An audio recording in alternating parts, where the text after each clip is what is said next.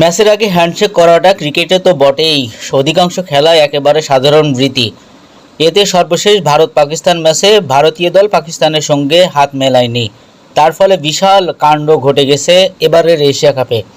এবার এই হ্যান্ডশেক বিতর্কে নিয়ে মুখ খুললেন সাবেক ক্রিকেটার অধিনায়ক শাহিদ আফ্রিদি। তিনি বলেন, এই ঘটনার মাস্টার মাইন্ড দেশটির প্রধানমন্ত্রী নরেন্দ্র মোদী, আর তার ইশারায় কলকাঠে নাড়িয়েছে গদি মিডিয়া।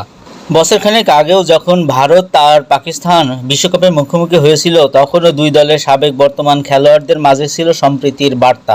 যুবরাজ সিংয়ের সঙ্গে মিল রেখে সে ম্যাচের ভেন্যু নাসাউ কাউন্টি স্টেডিয়ামে ঢুকেছিলেন শাহিদ আফ্রিদি। আর এর আগেও তো ভারত পাকিস্তানের খেলোয়াড়রা একে অপরের বেশ শ্রদ্ধা দিয়েই কথা বলতেন, আচরণ করতেন।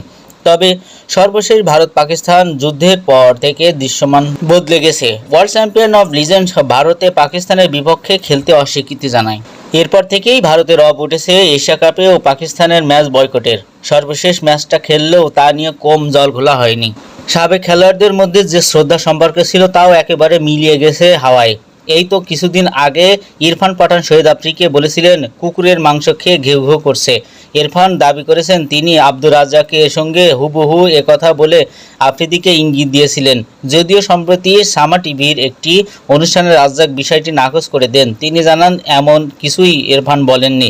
সামা টিভির যে অনুষ্ঠানে এরপর আফ্রিদি তাকে নিয়ে মুখ খুললেন। তিনি বলেন, 10 মের আগে সব সাক্ষাৎকার দেখলে বোঝা যাবে যে কতটা সম্মান দিত।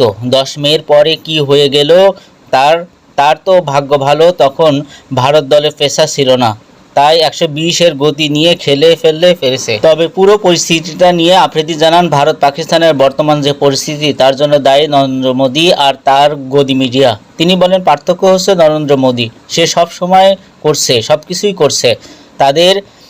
তাদের গদি মিডিয়া তো কার্টুন নেটওয়ার্ক, এছাড়াও আর কিছু নয়। এই যে দেখছেন ভারত পাকিস্তানের মতো কিছু চলছে, তাতে তাদের মিডিয়া বড় একটা ভূমিকা আছে। মোদী তার মানসিকতা অনুপাতিকে তাদেরকে চালাচ্ছে। ভারত পাকিস্তানের নাটকের অবশ্যই শেষ হয়নি।